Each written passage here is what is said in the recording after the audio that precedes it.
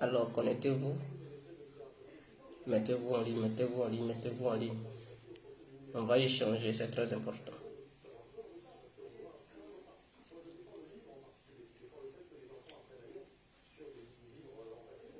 Mettez-vous en ligne. Voilà, mettez-vous en ligne. On va parler un peu. On va parler un peu. D'autres vont s'étonner, ils vont dire, mais Didier, tu es encore dans... Oui, on va parler de la spiritualité un tout petit peu. C'est-à-dire, dévoiler plutôt le mystère du Dieu Jésus, Christ. Et on va parler de Al-Mustafa, c'est très important. Voilà, Al-Mustafa. Donc, partagez le direct. Partagez le direct. Tous ceux qui vont rater ce direct, à tout cas, vous n'allez rien comprendre. Je vais répondre aujourd'hui aux différentes questions. Voilà. Donc, je suis là pour répondre à vos différentes questions. Pour toutes les personnes qui ont des questions à poser, c'est le moment de les poser. Parce que c'est quelque chose que beaucoup n'ont pas encore compris, qui ne comprennent pas. Parce que d'autres disent Jésus n'est pas Dieu. Et nous les autres, on dit il est Dieu. Est-ce que vous comprenez? Voilà. Donc d'autres disent que Jésus n'est pas Dieu. Nous on dit Jésus est Dieu. Et ce débat est toujours là. Qui a tort, qui a raison? Voici aujourd'hui l'incontournable va démystifier le mystère du Dieu Jésus pour faire comprendre aux uns aux autres. Donc tous ceux qui sont les musulmans, les athées qui ne comprennent pas, qui ne savent pas décortiquer, qui ne connaissent pas le Dieu Jésus-Christ, c'est le moment de vous connecter. Ah tiens, connectez-vous, je vais vous expliquer qui est Jésus. On laisse la Bible et je vais vous expliquer parce que j'ai compris le mystère. Parce que la personne de Jésus elle-même est un mystère que personne ne peut comprendre. On dit il a révélé la vérité à ses disciples. C'est à ses disciples-là qu'il a tout dit. Et le reste de l'humanité, il a caché beaucoup de choses à l'humanité. Alors, ce qu'il a caché à l'humanité, là, et jusqu'à aujourd'hui, l'humanité est en train de chercher la vérité. Cette vérité-là, je pense que je vais vous la dévoiler aujourd'hui. Je dis,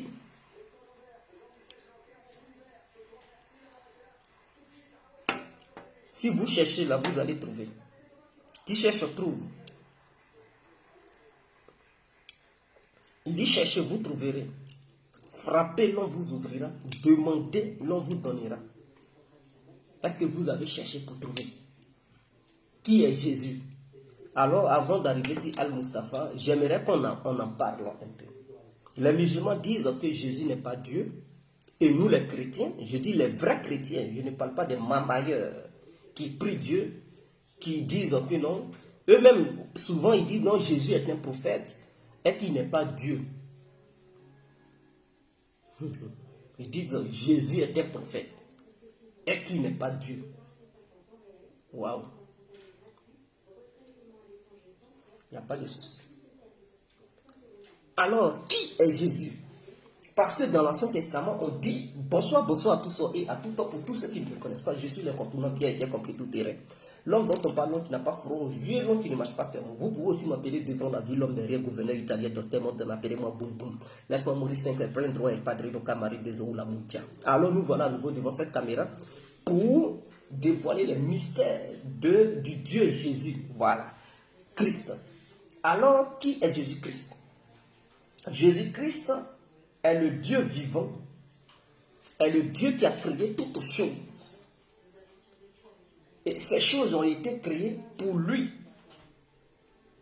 et par lui, afin que ces choses puissent le glorifier et rendre gloire à lui. Il faudrait que ça soit clair. Donc, dans l'Ancien Testament, là, il dit, allez-y. Il faut prendre le baptême au nom du Père, du Fils et du Saint-Esprit. Mais qui est le Père? Qui est le Fils et qui est le Saint-Esprit? Il faudrait que ça soit clair. Parce que les catholiques font le baptême au nom du Père, du Fils et du Saint-Esprit. Tout en ignorant que l'être humain peut être doublé de nature. Et tout en ignorant que d'autres êtres humains peuvent être triplés de nature. Alors, les catholiques parlent de la Trinité parce que pour eux, il y a 3 dieux. Mais en tout cas, moi, l'incontournable bien compris, je dis, ces 3 dieux dont prennent les catholiques sont de faux dieux.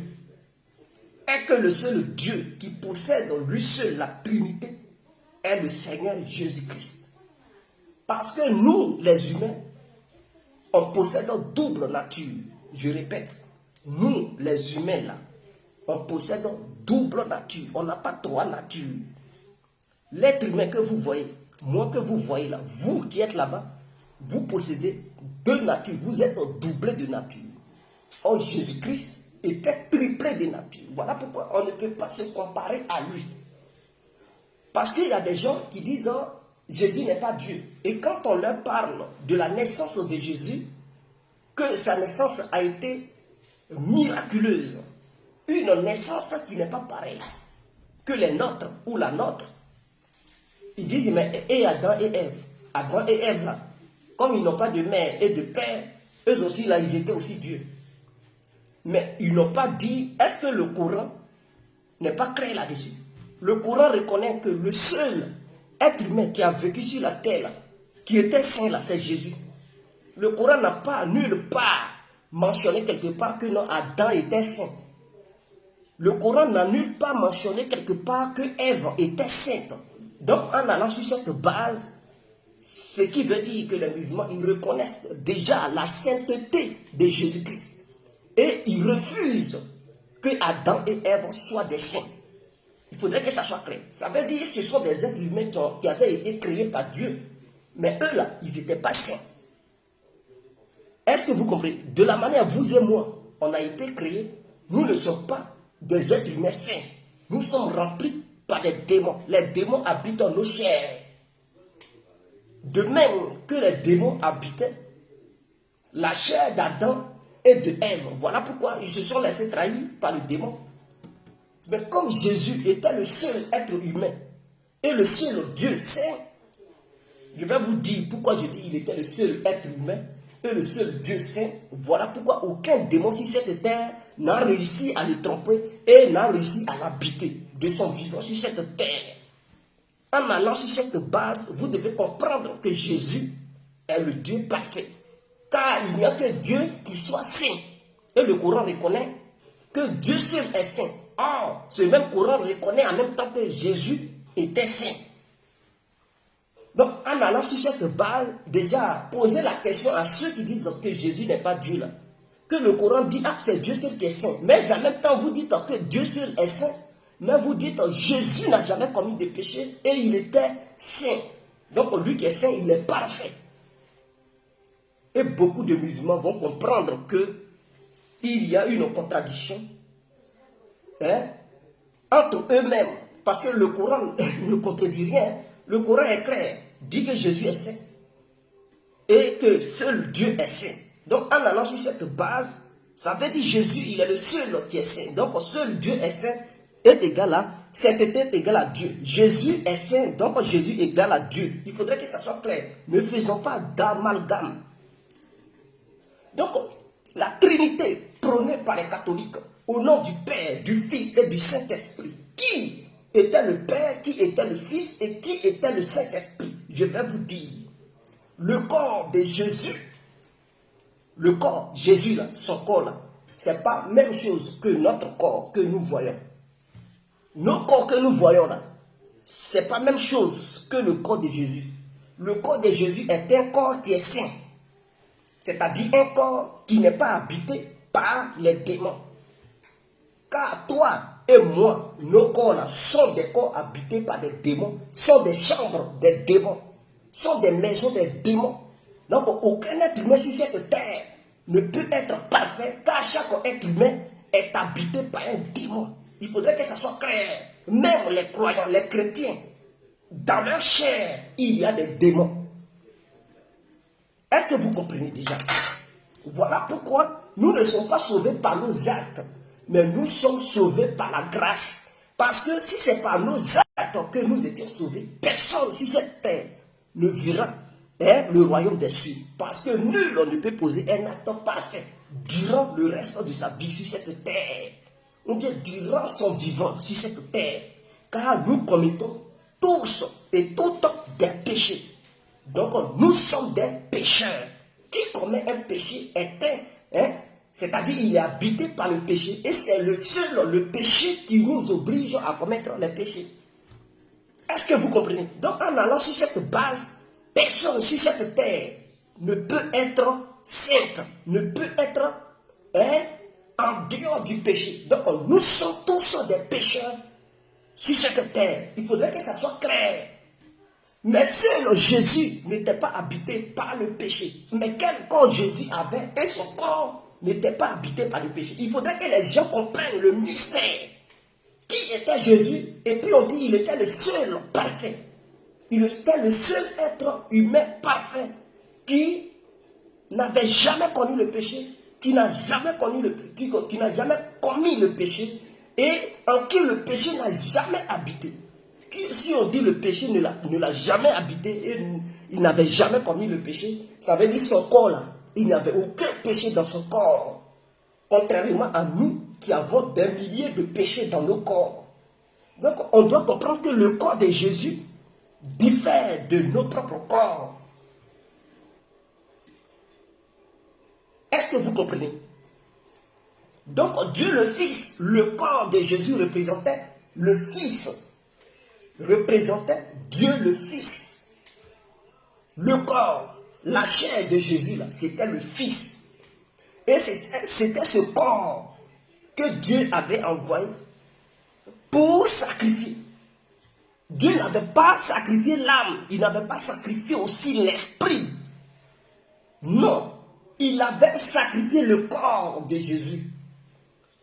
Et vous verrez plus tard, comme ce corps-là n'était pas un corps habité par le péché, ce même corps-là a pu vaincre le péché. Et a pu fuir le monde du péché pour aller chez Dieu. Parce que seuls les corps saints ont accès au royaume des cieux. Donc, le corps, c'était le Fils. Le corps représentait le Fils.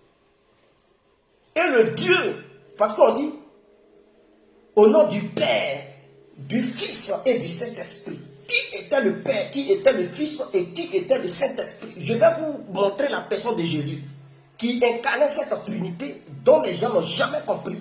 Et puis ils sont là, ils font des débats inutiles. Donc le corps là représentait le Fils. Et ce Fils qui avait été livré pour nous sauver, pour nous sauver de nos péchés sur cette terre. Donc le Fils qui était un être humain, qui était vivant avec nous, qu'on pouvait voir vis-à-vis, parce qu'on peut voir le corps humain vis-à-vis. Mais ce corps était différent de nos corps que nous possédons. Voilà pourquoi ce corps, il est le seul corps qui peut ôter le péché de ce monde. Et ce corps a pu ôter tous les péchés que nous avons commis et que nous commettrons, que nous commettrons dans le futur, que nous avions commis et que nous commettons. Ce corps, il était le seul corps saint capable d'ôter le péché du monde. Et le corps là, c'était le Fils. Et ce corps était représenté par le corps de Jésus. Donc ce corps était appelé le Fils dans la Bible. En dehors de ça, qui était le Dieu? On dit au nom du Père, du Fils et du Saint-Esprit. Mais qui était le Père? Le Père était représenté par l'âme qui habitait ce corps. Je répète, le Père était représenté par l'âme qui habitait la chair sainte. Donc cette chair sainte appelée Jésus, parce que ne confondons pas les choses. C'est le corps qu'on appelait Jésus. Donc Jésus était représenté par le corps. Jésus, là, la personne de Jésus, c'était le corps qu'on a vu. C'était ça. Parce que Christ, c'est autre définition. Je vais vous définir ce que c'est que Christ. Parce que ne confondons pas Christ et Jésus. C'est deux noms qui diffèrent. Voilà pourquoi il y a un tiret. Ça ne se ressemble pas. Il faudrait que ça soit clair. Voyez, ne confondons pas le nom et le prénom. Non. Ce n'est pas la même chose. Donc, Christ, ça a autre signification. Et Jésus, là, Jésus, c'est le corps. Et le corps, ce corps-là, représentait le Fils. Maintenant, le Père, dans cette histoire de Trinité, le Père, là, c'était l'âme qui habitait le corps. Car vous devez savoir que dans chaque corps, il y a une âme. Est-ce que vous comprenez? Dans chaque corps, là, il y a une âme. Et quand les démons, c'est-à-dire les sorciers, ils veulent t'attaquer, ils ne s'attaquent pas à ton corps physique, ils s'apprennent à ton âme. C'est à ton âme qui s'attaque. Je répète, un sorcier ne peut jamais attaquer un esprit. Avez-vous vu déjà un sorcier dire non, je vais m'attaquer à son esprit? Non, ils s'apprennent à l'âme de chaque individu.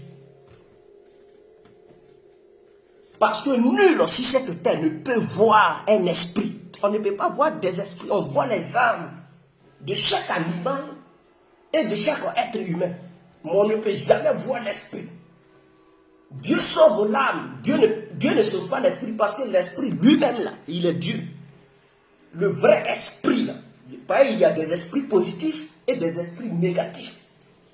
Donc, les démons ont leurs esprits. Et les enfants de Dieu ont leurs esprits. Mais leurs esprits viennent les habiter quand? Il y a des gens, ils se baladent, mais en eux, là, il n'y a pas un véritable esprit. Ce sont des âmes qui les habitent. Et donc l'âme, chaque être humain a une âme qui vient animer son corps, qui vient animer sa chair. Donc le Père, dans cette histoire de Bible, faisait référence à l'âme qui habitait le corps de Jésus. Et donc dans la Bible, il y avait trois personnes qui s'exprimaient. Quand je dis trois personnes, concernant la personne de Jésus, il y a des passages où le corps parlait, il y a des passages où l'esprit lui-même il parlait, et il y a des passages où l'âme parlait. Et donc, ça crée la confusion. Et il y a des gens, mais quand ils parlent comme ça, mais il sait qu'il n'est pas Jésus, parce qu'il parle tantôt de son Père. Il parle de son Père. Tantôt il dit ceci, tantôt donc il y a une confusion, il y a un mélange. Jésus n'est pas Dieu, c'est un prophète. Parce qu'il parlait de qui? Qui était son Père? Et beaucoup ne comprennent pas. Le mystère est voilé. Voilà pourquoi je suis venu là pour vous expliquer la personne de Jésus, le mystère de Jésus. Je vais vous expliquer ça terre à terre. Et ceux qui vont écouter cette vidéo, après avoir écouté cette vidéo, vous allez comprendre beaucoup de choses sur la question de Jésus. Qui était Jésus? Est-ce que vous comprenez? Donc le Père était l'âme de Jésus, l'âme qui guidait le corps. Est-ce que vous comprenez? Et le Saint-Esprit là, ça se trouvait dans l'âme. L'Esprit se trouvait dans l'âme. Donc l'Esprit de Dieu ne séjourne pas dans la chair. Le Saint-Esprit séjourne toujours dans l'âme. La maison d'un esprit, c'est l'âme qui se trouve dans le corps de chaque individu. Donc, il y a dans des individus où se trouvent les âmes, et dans ces âmes-là, ce sont les maisons des démons. Donc, ce sont des esprits démoniaques qui viennent habiter dedans. Et il y a dans les corps de certaines personnes où il y a des âmes dans lesquelles on vient séjourner l'Esprit Saint. Donc, faisons très attention. Mais à quel moment l'Esprit Saint vient nous habiter? Et à quel moment l'âme est une maison de n'importe quel esprit? Ça peut être l'esprit démoniaque, ça peut être l'Esprit Saint. Mais à quel moment ces esprits-là viennent habiter dans l'âme? Il faudrait que ça soit clair. Faisons la part des choses. Donc, quand Jésus était sur la croix, lorsque ils étaient là le clouer, qui a parlé sur la croix? Qui parlait sur la croix? Parce que des gens ne comprennent pas. Lui qui parlait là, c'était le Fils qui parlait à son Père. Et qui était le Père? C'était l'âme qui était le Père. Et donc le Père qui quittait le Fils C'est-à-dire, l'âme fuyait le corps. Et quand l'âme a commencé à fuir le corps a remarqué, le corps a constaté que l'âme était en train de le quitter. Alors le corps s'adressa à l'âme. Père, puisque l'âme est plus vieille que le corps. Donc le corps s'adressa à l'âme pour dire, Père, pourquoi m'as-tu abandonné? Vous-même remarquez, quand un être humain veut mourir, l'âme quitte en lui. Et quand l'âme te quitte, ton corps remarque que tu es en train, c'est-à-dire ton corps là, ton corps que tu as, ça remarque qu'il n'est plus animé par son âme. Et tous ceux qui sont aux alentours, ils remarquent que non, ton corps qui est là, tu es en train de partir. Mais comment ils savent que tu es en train de partir? Ce qui animait ton corps commence à te quitter. Donc on ne peut pas dire, l'âme, pourquoi abandonnes-tu le corps? Non. En matière de Dieu, le corps peut parler. Voilà pourquoi le corps s'adressait à l'âme. Et l'âme qui est représentée dans la Bible par le Père. Et le corps qui était représenté par le Fils. Donc là, le Fils s'adresse à son Père, qui était l'âme, puisque c'est l'âme qui permettait au corps de vivre. Mais un bébé, qui permet au bébé de vivre, ce sont ses parents. Ce sont les parents qui nourrissent le bébé. Donc si les parents abandonnent le bébé, il sait qu'il est entre la vie et la mort, il meurt. Qui va le nourrir? Il va faire comment pour grandir? Lui-même, il voit sa mort déjà. Donc, quand les parents veulent partir, il dit, ah, papa, pourquoi tu t'en vas? Pourquoi tu m'abandonnes? Maman, pourquoi tu m'abandonnes? Donc, si l'âme abandonne le corps, mais il faudrait que le corps demande à l'âme, pourquoi tu fuis? Pourquoi tu m'abandonnes? Donc, dans la Bible, la partie où Jésus parlait, le Fils parlait et puis s'adressait à son Père, c'est le corps de Jésus qui s'adressait à l'âme. Donc l'âme est représentée par le Père. Donc le corps demande à l'âme, pourquoi m'abandonne? Parce que le corps sait qu'une fois l'abandon du corps, si l'âme abandonne le corps, c'est la mort qui vient. Et l'âme a abandonné le corps. Jésus est mort. Donc ça, ce mystère-là, les musulmans ne comprennent pas. Ils disent, mais je sais que Jésus a un Père quelque part. Ah oui. Les musulmans disent Jésus a un Père quelque part parce qu'il dit Père, pourquoi tu m'abandonnes? C'est un mystère que personne ne peut comprendre. Il n'y a que les initiés capables de comprendre ce mystère. Et même dans vos églises, personne ne vous explique cela. Et la partie où l'esprit lui-même il parle, où l'âme parlait, parce que l'âme a parlé dans la Bible, et personne ne fait attention. Quand Jésus a ressuscité, avant de monter au ciel, c'est l'âme qui parlait. Parce que c'est l'âme qui a permis au corps de partir, car ce corps était un corps saint. Donc ce corps ne pouvait pas être dévoré par les asticots et le sable. La terre ne pouvait pas dévorer ce corps, parce que c'est un corps qui est différent du nôtre. Voilà pourquoi l'âme et l'esprit sont revenus sur terre pour visiter le corps dans sa tombe, pour réveiller le corps, car ce n'était pas la place de ce corps, car le corps de Jésus était différent des nôtres. Les nôtres sont remplis de démons, pour Jésus était un corps saint, où le démon ne pouvait pas habiter, où le démon n'a jamais habité. Il fallait que l'âme et l'esprit viennent en chercher le corps pour remonter. Et quand le corps s'est réveillé, l'âme et l'esprit ont réhabité ce corps. Alors l'âme a parlé aux disciples de Jésus et à son peuple pour dire, je vais, mais je vous ramène le Saint-Esprit. Est-ce que vous comprenez? Là, ce n'était plus le corps qui parlait, mais dans la Bible, c'était l'âme, c'était le Père qui parlait. Pour dire, je m'en vais, mais je vous renvoie le Saint-Esprit. Est-ce que vous comprenez? Donc le Saint-Esprit là, ça se trouve où? Ça se trouve dans l'âme. Donc l'âme et le corps partent. Mais l'âme va envoyer le Saint-Esprit. Et c'est ainsi que Dieu dit, le Saint-Esprit, l'Esprit Saint sera parmi vous. L'Esprit Saint là sera parmi vous. Ce n'est plus l'âme qui sera parmi nous. Puisque chacun de nous a déjà une âme. Il faille que ces âmes soient habitées par des esprits. Il faille que nous soyons des petits dieux. Est-ce que vous comprenez? Parce que tu es un petit Dieu si seulement tu as l'Esprit Saint. Ils n'ont pas dit tu es un petit Dieu si seulement tu as une âme. Parce que même les animaux ont des âmes. Tout être humain sur terre a une âme. Donc pour être petit Dieu là, il faille que l'Esprit Saint soit habité dans ton âme. Il faille que l'Esprit Saint habite dans ton âme. Donc il fallait que l'âme libère l'Esprit Saint pour que cet esprit-là vienne parmi nous pour nous visiter là où on parle du Christ. Il faudrait que l'Esprit Saint soit là pour nous surveiller, pour ne pas que les démons attaquent nos âmes, pour ne pas que les démons détruisent nos âmes, parce que la cible parfaite des démons, ce sont les âmes.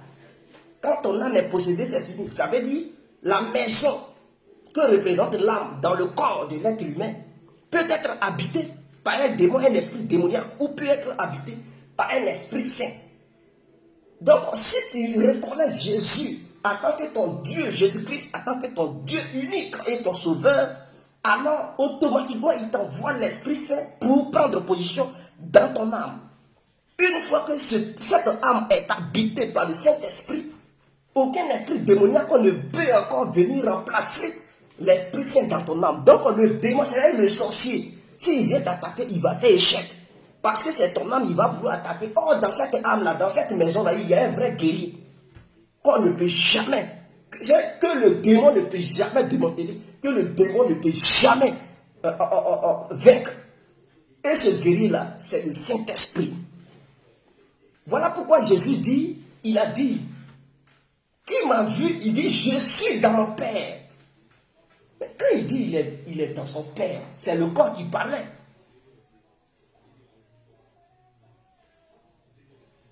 Non, c'est l'âme qui parlait là. Il dit, je suis dans mon Père. L'âme qui parlait aux gens, je suis dans mon Père. C'est-à-dire, le monde que nous voyons, l'univers que nous voyons, le Saint-Esprit est parti. Et comme l'âme habite dans le corps et le corps habite dans le monde, l'âme dit qu'elle est dans son Père. Et son Père est en lui. Le Père est en lui. Il dit, je suis, voilà, excusez-moi. C'est le corps qui parlait. Le corps dit, je suis dans mon Père. Et mon Père est en moi. Donc l'âme est dans le corps. Et le corps est dans l'âme. Parce que l'âme de Dieu, c'est partout. Nous sommes dans l'univers, il y a des âmes de Dieu partout. Donc voilà pourquoi le corps disait, je suis dans mon Père et mon Père est en moi. Il n'a pas dit l'Esprit Saint est en moi. Il dit, mon Père est en moi. Et quiconque m'a vu a vu le Père. Est-ce que vous comprenez? Mais on voyait qui physiquement? On voyait le corps. Et donc, quiconque m'a vu a vu le Père. C'est qu'il veut dire là que c'est le corps et l'âme qui parlaient automatiquement. Donc, quiconque m'a vu a vu le Père. Car mon Père et moi, nous formons un. C'est un corps qui est saint, qui peut tenir ce genre de discours. Mais nos corps qui sont remplis de démons là, ne peuvent pas dire qu'ils sont un avec eux. Non, jamais. Nos corps sont remplis de démons. Nos corps sont incapables de le dire. Ne sont pas dignes de prononcer ces mots. Parce qu'on ne peut pas, nos corps ne peuvent pas dire que et puis l'âme de Dieu forme un. Que le Père, non, c'est impossible. Nos corps là, c'est la terre. La terre ne peut pas se comparer à l'âme. Ce n'est pas vrai. C'est faux. Il n'y a que le corps de Jésus qui était un corps parfait, sans péché, parfait, droit, qui pouvait dire que lui et l'âme là, ils étaient deux. Et que l'un était dans l'autre et l'autre était dans l'un, et que les deux formaient un seul corps. Est-ce que vous avez compris? Donc le corps voulait tout simplement dire qu'il représentait celui qui était en lui, qui était le Père appelé l'âme, se ressemblait trait pour trait au corps physique qu'on voyait. Et que la puissance du corps physique qu'on voyait, c'était la même puissance de l'âme qui habitait le corps physique. Donc, quiconque m'a vu a vu le Père. Donc, on ne cherchez pas le Père ailleurs, car le Père est à moi. C'est comme si tu dis à quelqu'un, si tu m'as vu, tu as vu mon âme. Il va dire, mais ton âme, ça y est où? Mais je ne vois rien. Je vois ton corps. Il dit, mais tu as vu mon corps, c'est que tu as vu mon âme. Mais tu vas dire, il est fou. Mais s'il te dit ça, il sait sur quoi il est basé pour te dire, si tu l'as vu, c'est que c'est son âme que tu as vu, parce que lui et son âme forment une seule chair, et que les deux se ressemblent trait pour trait, il n'y a aucune différence. La puissance que son âme dégage, c'est cette même puissance que le corps manifeste dans le monde physique. Et donc, quiconque voit le corps qui manifeste une telle puissance, un tel pouvoir, voit aussi l'âme qui est en lui, qui, depuis le corps, manifeste les mêmes choses. Il faudrait que ça soit clair. Donc, les musulmans, ils ne comprennent pas ces différents mystères. Et ils sont perdus dans cette histoire d'explication de Jésus-Christ. Voilà pourquoi il dit, non, Jésus a un Père, il y a un Dieu ailleurs. Il y a un Dieu ailleurs. Non. Mais nous, les êtres humains simples, là, on est doublés de nature. On possède une âme et un corps, c'est tout. On possède une âme et un corps. Quand on parle de nous, nous les êtres humains qui ne sont pas Dieu, on ne parle pas de Trinité. Ah oui, parce qu'on possède une âme et un corps, c'est tout. C'est tout. Donc, pour nous, quand Dieu s'adresse à nous, il dit, ceux qui vont croire là, leurs âmes seront sauvées. On ne parle pas de leurs esprits seront sauvés. Non, non, non, on ne parle pas d'esprit là. Pour nous là, c'est nos âmes qui vont être sauvées. On n'a qu'à croire pour que nos âmes soient sauvées. Ça, si tu n'as pas cru en Jésus, ton âme là, ça va être condamné parce que ton âme sera habitée par des esprits démoniaques. Et quand tu vas mourir, mais lui qui sera le guide, lui qui sera dans la maison, qui est l'âme, mais c'est chez lui que ton âme va partir. Donc si ton âme est habitée par les démons, mais écoutez, le jour où tu meurs là, tu vas aller chez les démons, dans leur monde. Parce que c'est clair, qui tient la canne, c'est lui qui dirige la canne. Donc, nous là, on doit croire d'abord pour que nos âmes soient sauvées. Ils n'ont pas dit, nos esprits seront sauvés, non. Seul Jésus avait un esprit, âme et corps, qui formaient la Trinité. Mais nous là, on a corps et âme, c'est tout. Maintenant, on doit croire pour que nos âmes là soient sauvées. L'Esprit Saint puisse habiter en nous. Mais quand on n'est pas encore habité par le Saint-Esprit. On est là, on est habité par une âme et un corps, c'est tout. Donc, faisons très attention. Ne nous comparons pas à Jésus. Jésus est à part. Et nous sommes à part. Ne faisons pas d'amalgame. Voilà pourquoi ces propos mélangeaient les gens ne comprenaient pas. Mais il raconte quoi même? Qu'est-ce qu'il dit? Tantôt il dit, mon Père qui est dans les cieux. Tantôt il dit, tout pouvoir m'a été donné sur la terre comme dans les cieux. C'est lui qui est quitté dans les cieux, c'est celui qui est monté. Ah, mais c'est combien celui? Il ne comprenait pas. Mais qui est quitté en là-bas? Et puis il dit celui qui est dans les cieux, c'est celui qui est descendu. Mais qui est quitté là-bas qui est descendu? C'est Jésus. Mais attends, et puis encore il dit mon Père qui est dans les cieux. C'est mélangé. Qui est le Père? Et qui est le Saint-Esprit? C'est ça. Donc voici la Trinité que je vous ai expliquée. L'Esprit Saint est à part, le Père est à part, et le Fils est à part.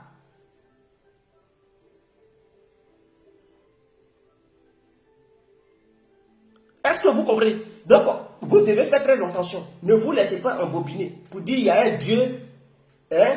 Il y a le Dieu, il y a le Fils, le Dieu le Fils, Dieu le Père et Dieu le Saint-Esprit. Mais non, tout ça là, ça est dans une seule personne, qui est la personne de Jésus-Christ qui possède ça. Voilà pourquoi il n'est pas pareil comme nous. Qui dit esprit, l'esprit là, ça se trouve partout. C'est-à-dire l'Esprit Saint, ça y est dans les cieux comme sur la terre, ça voit partout. C'est omniprésent, omnipotent et omniscient. Un esprit, c'est tout. Rien ne peut s'échapper un esprit, même dans la profondeur de la terre, même dans les trucs, dans les océans, l'esprit voit tout. Rien ne peut se cacher à un esprit. Or, cet esprit était en Jésus. Donc, comment tu peux t'échapper à Jésus? Comment tu peux dire Jésus n'est pas Dieu? Or, il incarnait tout ça. Tout ça là était en lui. Voilà pourquoi les gens ne le comprenaient pas. Pendant qu'il était sur la terre, en même temps il était dans les cieux. Pendant qu'il est dans les cieux, il est en même temps sur la terre. Est-ce que vous comprenez? Donc, il pouvait tout. Tout pouvoir lui a été donné. Quand il dit tout pouvoir m'a été donné. Mais entre les trois là, qui parlait? C'était le corps qui parlait. Que tout pouvoir m'a été donné. Qui a donné tout pouvoir au Fils? Parce que le Fils est représenté par le corps, la chair. Donc, les manifestations que faisait la chair, c'est la chair qui parlait, c'est le corps. Jésus, c'est lui qui disait, tout pouvoir m'a été donné. Qui lui avait donné tout pouvoir? Mais c'était l'esprit et l'âme qui était représentée par Dieu. C'est ça là qui animait le corps et qui permettait au corps d'agir pour faire des miracles. On dit, il faisait marcher les boiteux, les aveugles voyaient et tout. Mais qui faisait ça? Physiquement, quand les gens voyaient là, c'était quoi ils voyaient? C'était le corps. Et c'est le corps qui parlait au peuple pour dire tout pouvoir m'a été donné. Il faudrait que ça soit clair. Ce n'était pas l'esprit qui parlait, c'était le corps qui était Jésus qui disait que tout pouvoir lui a été donné. Mais qui lui a donné tout pouvoir? C'était l'âme et l'esprit. C'était l'âme et l'esprit. Et l'âme qui est définie comme le Père. Donc il disait en même temps, pendant que l'âme était en lui, cette même âme était dans les cieux. Et cette même âme était habitée par l'Esprit Saint. Donc, en même temps que l'Esprit Saint se trouvait en Jésus, cet esprit se trouvait dans les cieux. Et le corps seul était sur la terre. Le corps, le Saint-Esprit et l'âme étaient sur la terre, mais l'âme et le Saint-Esprit aussi ils étaient dans les cieux, et le corps n'était plus représenté dans les cieux. Mais le corps, il était uniquement sur la terre. Donc, le corps parlait souvent, l'âme parlait souvent et l'Esprit Saint parlait souvent. Donc, quand vous voyez, vous dites, mais qui parle? Ce n'est pas Jésus. Tantôt il dit ça, tantôt il dit ça, mais il ne peut pas vous expliquer pendant qu'il parle. À telle page, qui parlait à qui? À telle page, qui parlait à qui? Et à telle page, qui parlait à qui? Donc, tout est mélangé. Et ceux qui sont les grands analystes, ils regardent et disent, non, non, non, cette histoire de Jésus, ce n'est pas correct. C'est bizarre. Non, non, non, Jésus n'est pas Dieu, c'est un prophète. Est-ce que vous comprenez? Des gens, ils se posaient des questions. Jésus n'est pas Dieu, c'est un prophète. Non, Jésus ne peut jamais être Dieu, mais il est saint. Est-ce qu'ils s'attendent quand il parle?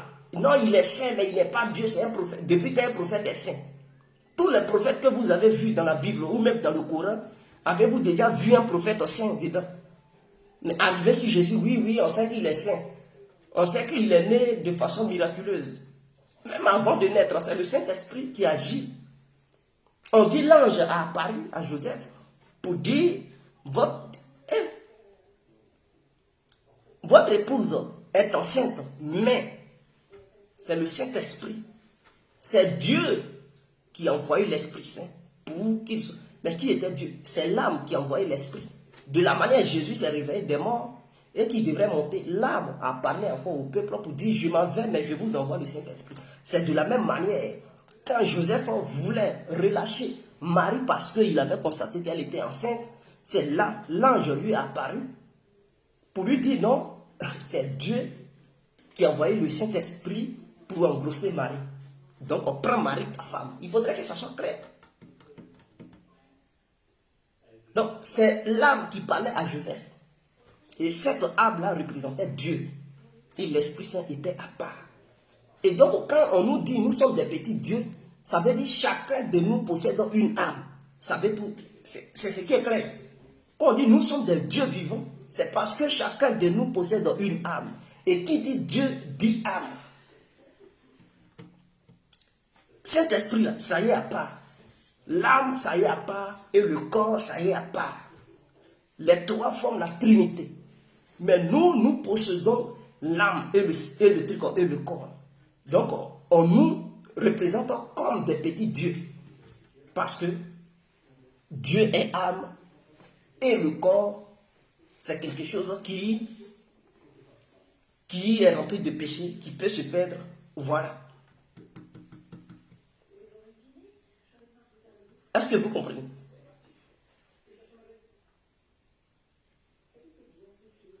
Mais nos âmes que nous possédons là, c'est différent de la vraie âme appelée Dieu. De la manière, nos corps que nous possédons, nos corps sont différents du corps que Jésus possédait.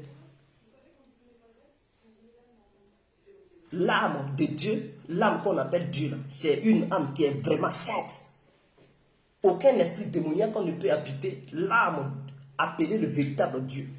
Mais nos âmes que nous possédons là, qu'on appelle des petits dieux là, les démons peuvent habiter dedans. Voilà la différence entre nos âmes que nous avons et la véritable âme qui est Dieu, le véritable Dieu.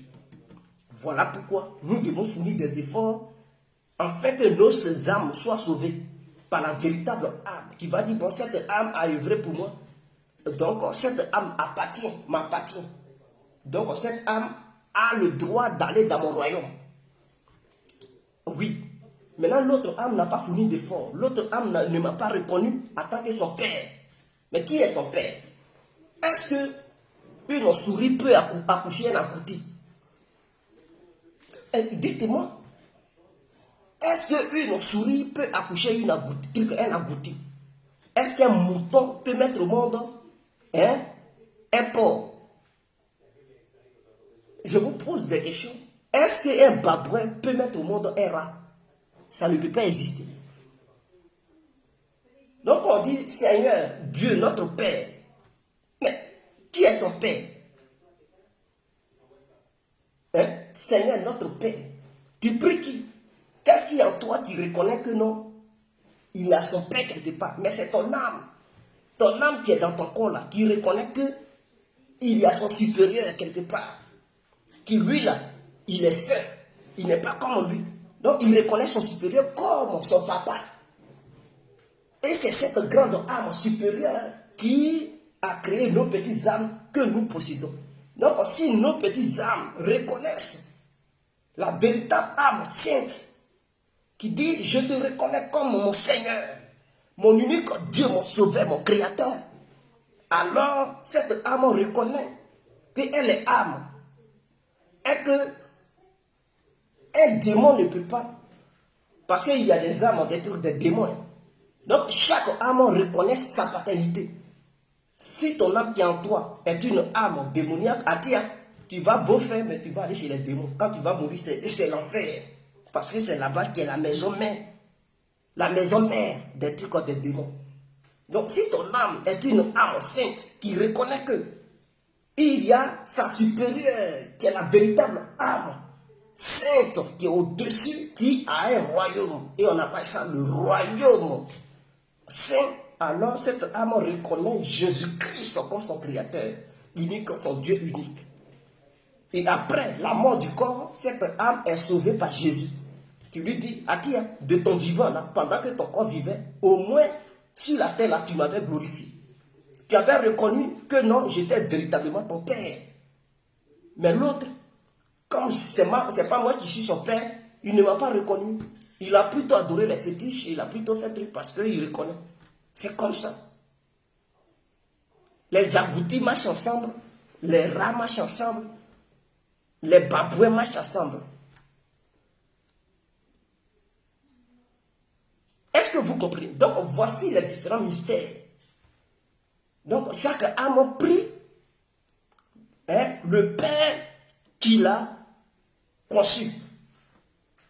Donc chacun a son âme. Il y a des âmes démoniaques, il y a des âmes saintes. Donc ne soyez pas étonnés de voir chaque être humain fonctionner à sa manière. Adorer ce qui lui sert. Si quelqu'un adore des fétiches, c'est que l'âme qui est en lui, c'est une âme qui a été conçue par les démons. Et donc, dès sa naissance, cette âme lui a été injectée pour qu'il puisse fonctionner ainsi, pour qu'il puisse être reconnaissant en ses parents. Ah oui, ses parents démons. Vous pensez que quoi? Toi, quand tu nais là, tu es reconnaissant à qui? Mais à tes parents, ceux qui t'ont mis au monde, ceux qui te nourrissent. Ah oui. Donc chaque âme reconnaît et revendique, défend celui qui est son Père. Donc nous, enfants de Dieu, nous qui savons que Jésus-Christ est notre véritable Dieu, parce que les âmes qui sont en nous ont été conçues par Jésus-Christ. Et notre Père, c'est-à-dire l'âme supérieure sainte, qui a un royaume, c'est cette âme-là que nos petites âmes, que nous possédons dans nos petits corps-là, prie, vénère. Donc il faudrait que ça soit clair. Donc voici le mystère de Jésus. C'est ce qui échappe à beaucoup de personnes qui ne comprennent rien. Voilà pourquoi quand ils prennent la Bible, ils sont perdus. Parce que tantôt ceci parle, tantôt, mais ils ne font pas la différence entre les esprits qui parlent, l'esprit de Dieu qui parle, l'âme de Dieu qui parle et le Saint, le corps saint de Jésus lui-même qui parle. Ils ne font pas la différence. Eux, quand ils voient Jésus-Christ, mais là, Jésus, il ne fait pas la différence. Là, quand il parle, il ne dit pas qu'en ce moment-là, c'est mon âme qui parle, il ne dit pas que c'est mon corps qui parle, il ne dit pas que c'est le Saint-Esprit qui est à moi qui parle. Non, il parle et il dit ceux qui ont les oreilles, qu'ils attendent. Ah oui, ceux qui ont les oreilles, qu'ils attendent. Donc toi, tu as les oreilles, tu regardes mais tu n'entends rien. Ah, tu as entendu mais tu ne sais pas ce que ça veut dire. Et tu es là, tu dis mais il dit quoi même? Voilà pourquoi de son vivant, pendant qu'il était sur la terre, physiquement, pendant qu'on le voyait, beaucoup se posaient des questions. Beaucoup ne comprenaient pas parce qu'il parlait en parabole. Beaucoup n'ont pas su démystifier la personne de Jésus. Jusqu'à aujourd'hui, là, des gens font encore des débats de bas quartier pour se poser des questions. Mais Jésus, là, non, Jésus c'est un prophète, c'est pas Dieu.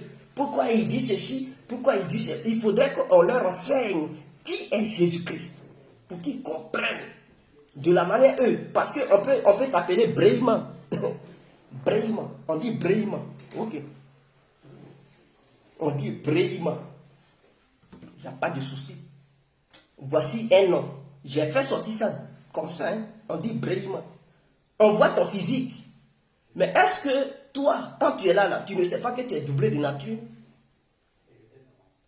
Est-ce que toi, Brahima, tu n'as jamais fait de rêve? Quand tu fais le rêve là, qu'est-ce qui sort de ton corps pour voir certaines choses? Pendant que ton corps est couché, tu es ailleurs. Mais qu'est-ce qui te permet de sortir ailleurs, de te voir ailleurs? Qu'est-ce qui te permet de te retrouver dans un autre pays ou bien tu parles d'autres langues étrangères que ton corps physique, que les gens voient, n'a jamais pu parler? Mais dans ton rêve, tu te vois à New York en train de faire la belle vie. Dans ton rêve, tu es avec les jolies femmes. Dans ton rêve, tu es dans un autre monde que tu ne peux jamais deviner. Et quand tu te réveilles, tu vois, tu es dans ta maison en bois là. Et puis tu te dis, mais putain. Ou bien dans ton rêve, tu étais riche. Tu te réveilles, mais tu es pauvre. Putain, mais tu te poses des questions. Tu devrais savoir que ton nom Brahima, oui, les gens ils voient Brahima physiquement comme ça. Mais au-delà de Brahima, il y a aussi une âme. Il y a aussi une âme qui se cache derrière ce masque physique qui est le corps qu'on appelle Brahima. Et dans ce masque-là, il y a un être humain qui n'est pas visible comme ça, à l'œil nu. Il faut avoir le troisième œil pour détecter cet être humain. Et cet être humain-là, on appelle ça une âme. Donc, il peut arriver parfois que ton corps parle, mais aussi cet être humain qui est caché derrière le masque appelé corps peut aussi s'exprimer. Et les gens vont dire, mais lui là, il est fou. Ah oui, voilà pourquoi souvent dans la société, il y a des gens qui s'expriment et puis on voit que la manière dont ils voient, c'est trop fort. Donc on les traite de fous. Parce que le corps, certains corps n'arrivent pas à comprendre. Parce que ce que l'âme dit, le corps ne peut pas comprendre. Donc si tu n'as pas la connaissance, tu ne peux pas comprendre ce que les âmes disent.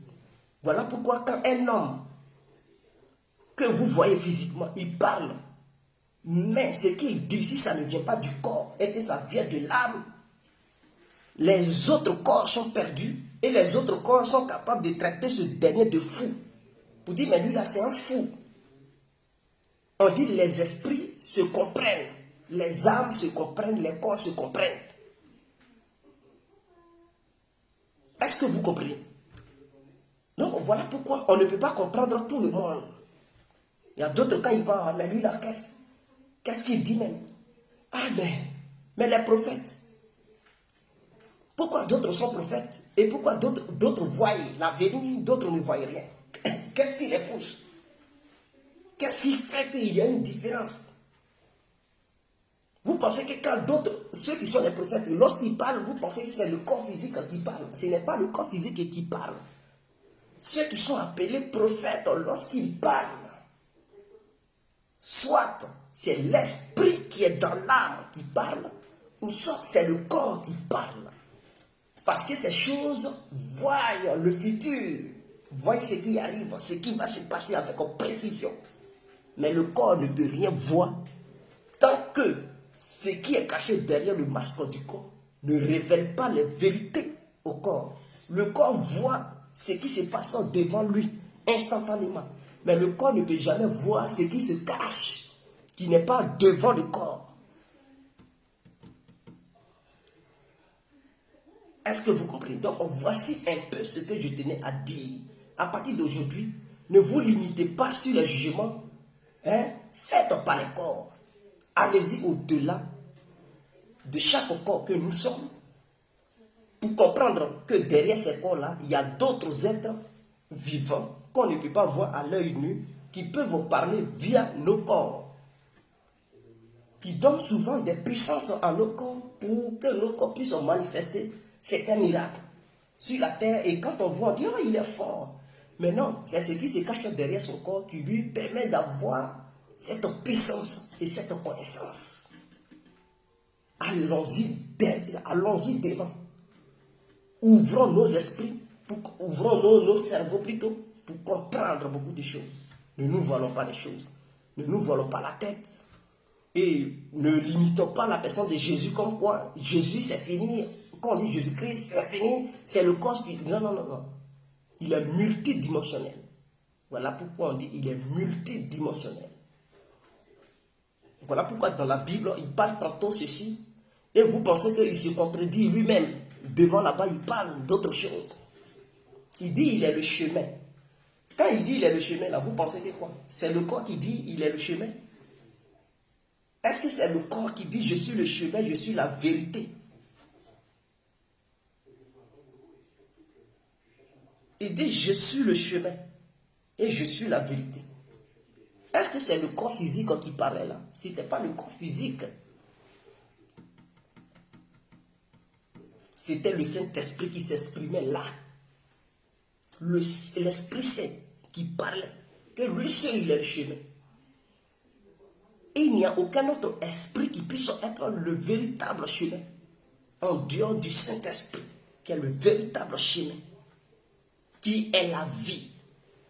Car seul le Saint-Esprit est éternel.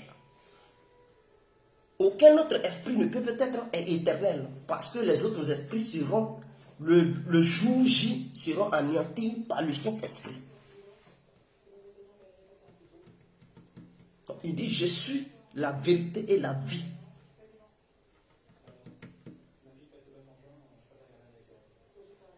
Et où le corps a aussi parlé, il dit, quiconque vient à moi, quiconque veut voir le Père, doit venir par moi. Bon, je ne sais pas où, qu'est-ce qu'ils ont dit là? Il dit, mais qui veut voir le Père doit venir. Il n'a pas dit partir, ou bien va. Non, il dit, viens. Donc, aller et venir là, ça fait deux. Donc, venir là, ça veut dire si tu veux voir le Père là, viens au corps que tu vois, le corps de Jésus là. Il faut venir à ce corps là et tu vas voir le Père. Et n'oubliez pas, où il avait dit, le Père est en moi et je suis dans le Père. Et il dit, qui veut voir le Père, passe par moi, viens par moi. Je ne sais pas qu'est-ce qu'ils ont dit là, mais il dit, viens. Ce qui veut dire que là encore, le corps exprimait là encore, qu'il était ensemble avec le Père qui est comme l'âme. Donc il dit, quiconque m'a vu a vu le Père. C'est clair. Donc on ne peut pas dissocier le corps de l'âme qui était le Père, qui est le Père plutôt. On ne peut pas les dissocier, car tous les deux forment une seule chair. De la manière on ne peut pas dissocier l'âme, appelée le Père, du Saint-Esprit, car les deux sont liés. Est-ce que vous comprenez? Donc c'est le tout là qui forme un seul Dieu. Le tout. Le corps de Jésus, c'est un corps qui est différent, qui est saint. L'âme de Jésus, qui est Dieu, et le Saint-Esprit, qui est aussi Dieu. Les trois là forment un seul corps. Et ça donne la personne de Jésus-Christ.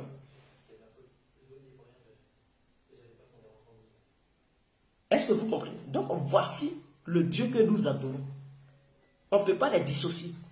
Et c'est ce que les gens n'ont pas compris. Ils adorent la Trinité. Non, il n'y a pas un Dieu Père à part, Dieu le Fils à part et Dieu le... Non. Le Fils, lui seul, il ne peut pas être Dieu. C'est-à-dire, le corps, lui seul, il ne peut pas être Dieu. L'âme seule ne peut pas être Dieu. Le Saint-Esprit seul ne peut pas opérer. Et il faut la coordination de ces trois-là pour opérer. Et ces trois se trouvaient en Jésus-Christ. Voilà pourquoi, quand on dit paix, Dieu est Dieu de paix. Jésus-Christ est la paix, est la signification de la paix. Parce que pour faire paix, il faut plusieurs personnes. Tu ne peux pas être là seul et puis faire paix toi seul. Non. Pour faire aussi paix, il faut la haine et l'amour. Soit tu es là, ton cœur est rempli de haine. On dit non, non, non. Il faut calmer ça. Il faudrait que ton cœur soit rempli de paix. Il faut deux choses pour parler toujours de paix. Or, le corps, l'âme et le Saint-Esprit sont un. Donc, c'est la paix qui règne parmi ces trois. Ils ne peuvent pas se dissocier. C'est l'amour, un amour inconditionnel. Un amour qu'on ne peut pas exprimer, qu'on ne peut pas décrire, qu'on ne peut pas détailler. C'est un amour qui dépasse les frontières. Un amour dont on peut te dire, bon, il faut expliquer cet amour, tu ne pourras pas. Parce que ça va au-delà de tes entendements. Tu ne peux pas comprendre cet amour. C'est un amour qui te dépasse, que tu n'as jamais vécu. C'est cet amour. Ce n'est pas nos petits amours qu'on vit sur terre là. Non. Cet amour-là, c'est un amour vraiment, il n'y a aucun mot pour décrire cet amour. C'est ça l'amour de Dieu.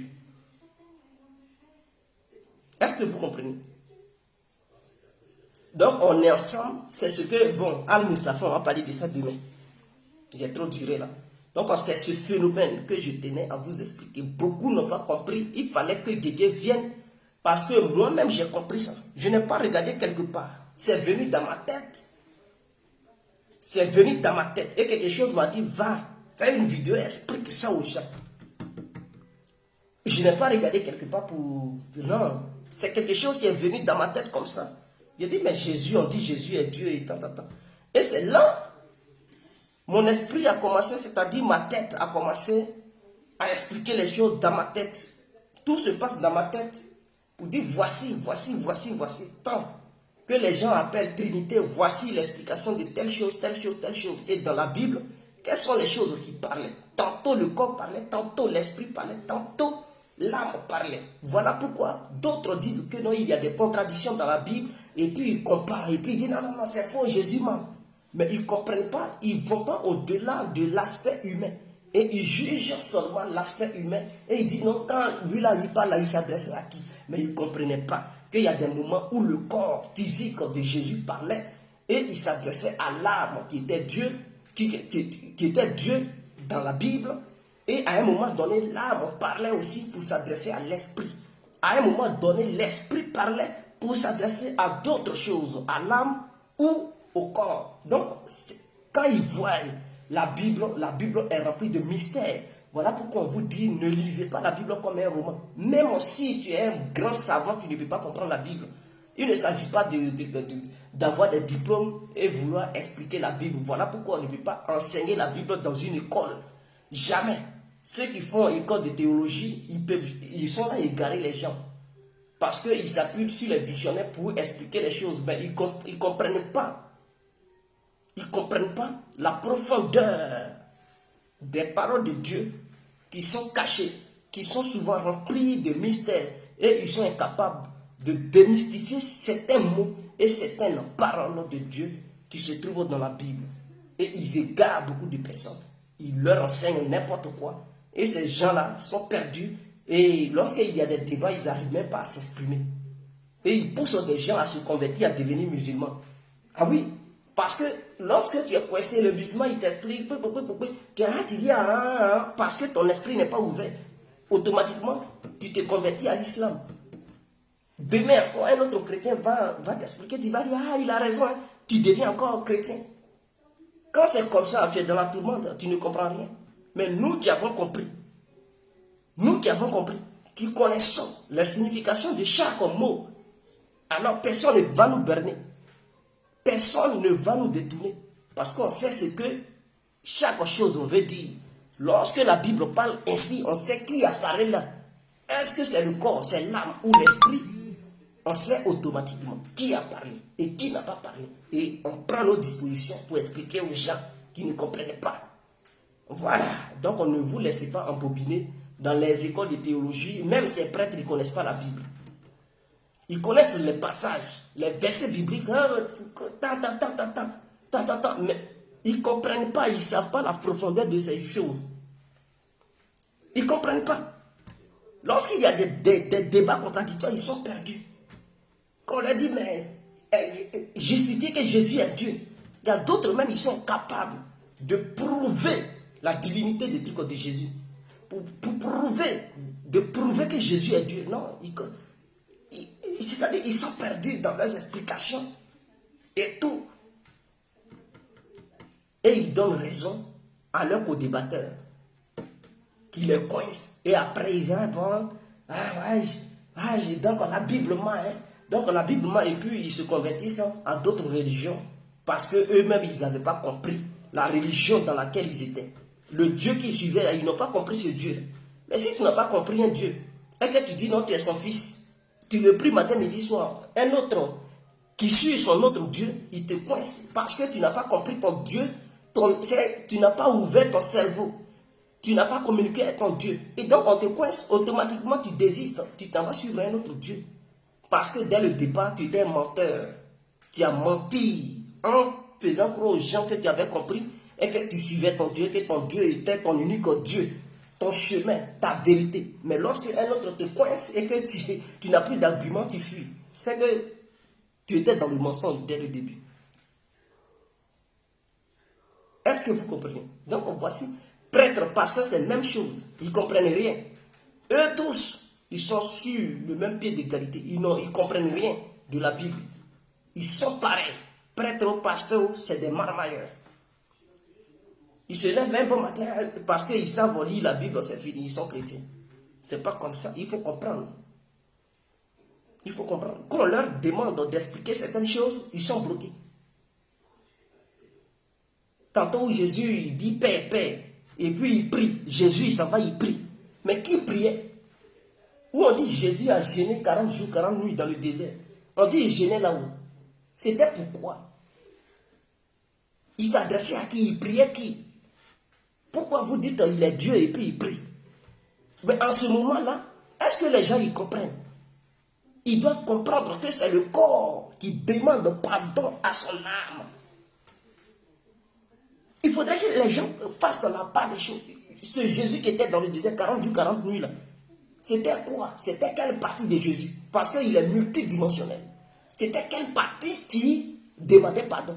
C'est le corps qui demandait pardon. C'est le corps qui voulait le pouvoir. C'est le corps qui voulait une puissance, une énergie pour pouvoir régner encore sur la terre. Pour accomplir sa mission. Et c'est ce corps-là qui demandait, qui s'adressait à son âme. Et l'âme est représentée par Dieu. Et c'est ce corps-là qui demandait pardon à Dieu. Et pour que l'âme puisse répondre au corps, et il fallait qu'il fasse ce jeûne. Voilà pourquoi le corps parlait et priait. De la manière vos corps jeûnent et prient. Quand tu pries là, ce n'est pas ton âme qui prie. C'est ton corps qui prie, qui demande pardon, qui demande une harmonie entre l'âme et le corps. C'est ton corps qui demande ça. Une paix. Il ne faudrait pas que l'âme te lâche. Il ne faudrait pas que l'âme t'abandonne. Il faut que l'âme renforce le pouvoir du corps. Il faut que l'âme donne la santé à ton corps pour que le corps puisse vaincre toute maladie, tout ennemi, physique ou spirituel. Il faut que l'âme se renforce elle-même et que le corps se renforce. C'est le corps qui demande. Voilà pourquoi on dit quand tu pries, quand tu jeûnes, ton corps se rajeunit. C'est le corps qui demandait. Il faudrait que les gens soient à mesure d'expliquer ça à ces gens qui posent ces genres de questions. Mais quand on leur pose des questions, là, ils sont bloqués, ils grattent leur tête. Et puis ils sont bloqués, ils ne savent même pas quoi dire. Et ça me fait mal. Ça me fait mal. Ce Jésus qui était dans le désert, là, c'était quel Jésus? C'était quelle partie de Jésus? Parce qu'on dit Jésus, oui, il est multidimensionnel. Jésus compose lui seul, il fait la Trinité. Il y a le Saint-Esprit, l'âme et le corps. Mais quelle partie qui priait dans le désert? Est-ce l'âme? Est-ce le Saint-Esprit? Ou est-ce le corps qui priait? Mais c'est le corps qui priait dans le désert. C'est le corps qui priait dans le désert. C'est le corps qui priait dans le désert. Et c'est dans ce même désert, le serpent a tenté le corps.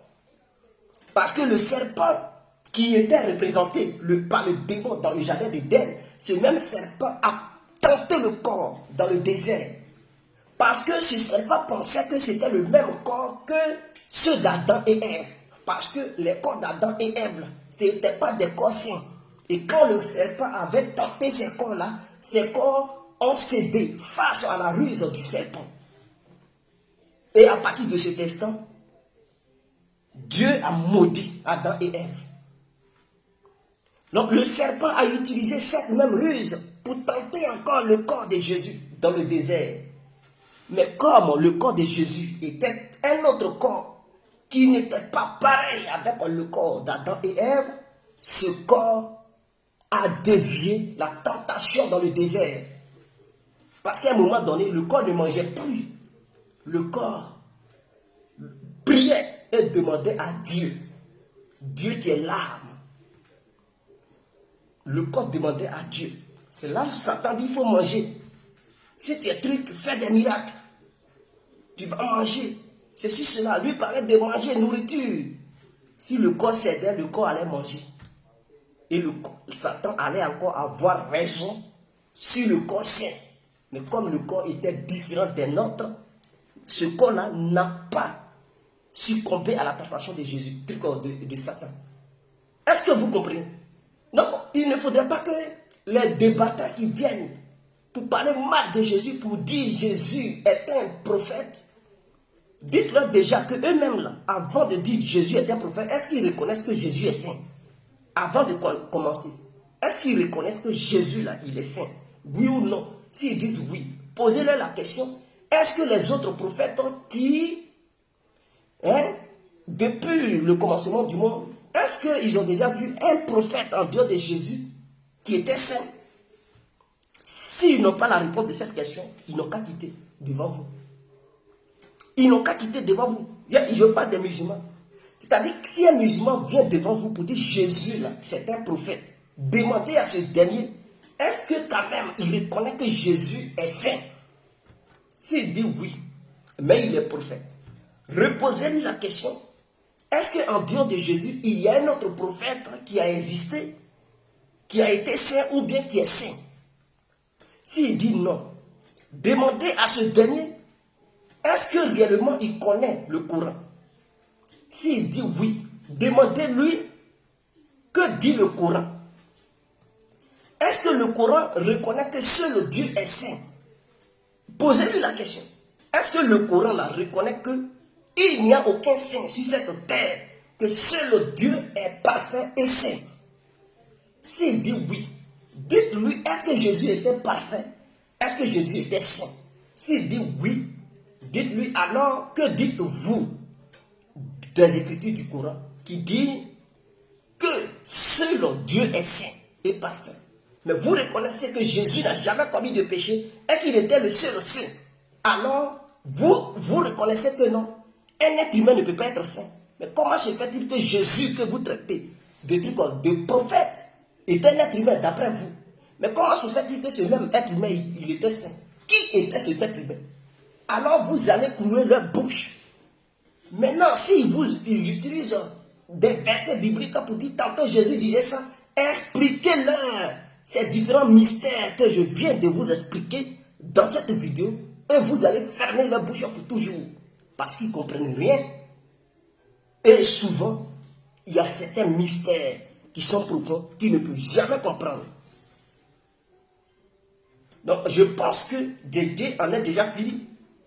Croyez en Jésus-Christ et vous verrez. Croyez en lui. Moi-même qui vous parle, j'ai vu Jésus. Oui, j'ai vu Jésus. Jésus n'est pas... Il n'est pas un être humain comme nous.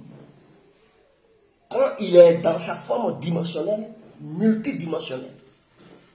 Il dit, je suis la lumière du monde. Cette lumière, j'ai vu cette lumière. Ah oui, j'ai vu cette lumière. Donc, il est parfois lumière. Et tout. Il peut se manifester sous forme de lumière. Car il est la lumière du monde. Je n'ai pas parlé de trucs des ampoules. Je n'ai pas parlé de la lune, ni le soleil, ni les lampes. Non. Ou les étoiles. Je vous parle de la lumière. Mais quel genre de lumière? Mais la lumière spirituelle. Mais on peut voir cette lumière spirituelle. Si seulement si ton troisième œil, ce qu'on appelle troisième œil, ça veut dire si ton cerveau s'ouvre pour voir ce que les autres ne peuvent pas voir, tu peux voir cette lumière. Et moi, complet, j'ai pu voir cette lumière à 2 reprises parce que je ne croyais pas. À un moment donné, mais ce jour-là, j'ai prié et je vais vous raconter une anecdote. Alors, complet, il quitte la Côte d'Ivoire, il va en Libye. Est-ce que vous comprenez? J'avais beaucoup d'argent sur moi. J'avais beaucoup d'argent sur moi dans le sac. Je n'avais pas mis ça dans une banque. Donc moi, ça ne me disait rien. Quand on me disait le transport, c'est tant... Je ne voyais rien parce que je sais que c'était mort à un mois. Donc, enlever l'argent pour payer, ça ne me disait rien. Je suis resté à Ouaga, j'ai passé une nuit à Ouaga, j'ai fait le show. J'ai acheté quelque chose, je mangeais. Il y a une fille qui est venue, on a mangé ensemble. Et puis bon, on a démarré là aux environs de 5 h du matin, Niamey. Je suis passé par là-bas, on voulait m'arnaquer, Dieu merci. J'ai été vigilant, Dieu a été avec moi. Jusqu'à on est arrivé en Libye. En Libye, là, on n'est pas arrivé en Libye ville. On est arrivé dans le premier village libyen. Je vous raconte quelque chose qui s'est passé. Premier village en Libyen. Oh, pourtant, j'avais déjà payé mon transport à Agadez. C'est-à-dire, Agadez est la deuxième grande ville nigérienne. Donc, il y a Niamey. De Niamey, j'ai pris le car. Sonef, je me rappelle. Non, AI Transport, voilà. Donc, Sonef, j'ai pris ça du Niger, du Burkina, pour aller au Niger. Maintenant, au Niger, là, j'ai pris, il y a une compagnie de transport de car qu'on appelle AI Transport. Donc, AI Transport, de Niamey à Agadez. On a démarré là aux environs de 4 h du matin. Nous sommes arrivés à Agadez à 19 h. En tout cas, c'est loin. C'est loin. Donc, le Niger est grand. Arrivé là-bas, on dit non, on n'a qu'à payer pour aller en Libye. Il n'y a pas de souci. Ils ont dit 350 000 francs chaque personne. Ok. Je compte mon argent, je donne les 350 000 francs CFA. Donc chacun devrait avoir son eau et tout. J'ai payé mes 20 litres d'eau au Niger à Agadez parce qu'il faut payer bidon et il faut payer l'eau. Donc il y a d'autres eaux qui sont déjà remplies dans des bidons. Moi j'ai payé en même temps le bidon, les 20 litres. Et j'ai payé à côté 4 litres ou 5 litres, je ne me rappelle plus bien. J'ai payé ça. Et on paye en même temps nourriture à Agadez là-bas parce que tu ne peux pas prendre nourriture depuis la Côte d'Ivoire. Non, ça va se gâter. Bon, on n'avait pas d'Atiéké, mais c'est très bon d'avoir Atiéké parce qu'Atiéké, ça peut résister, hein, ça peut durer. Mais malheureusement, je n'avais pas d'Atiéké, donc on payait Gary, on payait d'autres choses, des trucs au Niger. On payait Coca-Cola. Bon, après, ça devient chaud. On payait de la sucrerie et tout ça. Et on a pris la route. En plein milieu du désert, diarrhée m'a pris. J'étais affaibli. Je me disais que j'allais mourir. Je voyais déjà la mort parce que je ne pouvais plus. Et il n'y a aucun médecin. Tes parents ne sont pas là-bas. Il n'y a pas de téléphone qui peut émettre au désert là-bas. Si ce n'est pas leur téléphone des militaires, mais vrai téléphone comme ça, tu vas appeler. Il n'y a pas réseau à tiens. J'avais des téléphones sur moi. J'avais 4 téléphones. Hein? Écran tactile. J'avais 4. Avec beaucoup de crédit sur moi. Parce qu'à chaque fois que j'étais en déplacement, quand mon crédit finissait, je chargeais mon téléphone, mes téléphones et tout. Parce que je voulais être en contact avec la famille et aussi ma petite amie que je venais de laisser. Donc il fallait que je sois en contact avec tout le monde. J'avais payé beaucoup de crédit. Arrivé quelque part, au désert là, il n'y a plus réseau. Ça coupait tout contact avec ma famille. Crédit que j'avais payé, c'était rempli dans mon sac. Les téléphones étaient là, je ne pouvais plus utiliser. Ça ne servait plus à rien en fait. Diarrhée m'a pris. Je dis, on a fait 6 jours dans le désert. Le sable rentrait dans nos nez, ça puait. Le sable a une odeur bizarre. On attache. Le soleil, ça traverse les pas. Les habits qu'on avait portés, c'est comme si on mettait la braise sur ta peau, ça brûle. Comme s'il y avait du feu sur le soleil. Souvent 50 degrés, souvent 45 degrés.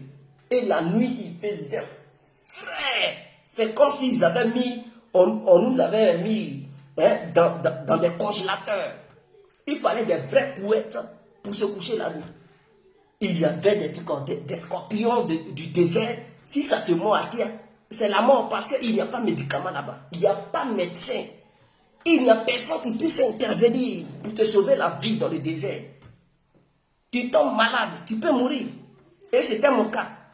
Diarrhée, j'ai dit vraie diarrhée parce que nourriture du Niger, parce que je voulais manger une bonne nourriture, il n'y avait pas de bonne nourriture. C'était la viande. Quand les cas s'arrêtaient, il y a des filles, des enfants venaient viande. Bon, viande là, je ne savais pas que les mouches avaient chié dedans. J'ai payé, j'ai mangé, c'était ça seulement que je mangeais. Je payais viande. Oh putain. Il y a une partie, je voulais manger, je vois voilà des mouches qui ont produit des œufs dedans. Il y avait des putains, je ne sais pas si on peut appeler ça un truc, les bactéries. Les bactéries. Mais ça m'a donné diarrhée. Moi, je mourais dans le désert. Caca te sert. Le Touareg, lui, il est au volant. Il s'en fout. Tu ne peux pas chier. Parmi tes amis, si tu fais ça, là, ils vont t'allumer. Ce n'est pas tes amis qui vont t'allumer, mais le Touareg, il est capable de t'enflammer. Ils ont un esprit arabe. Oh. Et tu es là, tu ne sais pas comment faire. Tu pleures. Le soleil te tape. Tu affaiblis.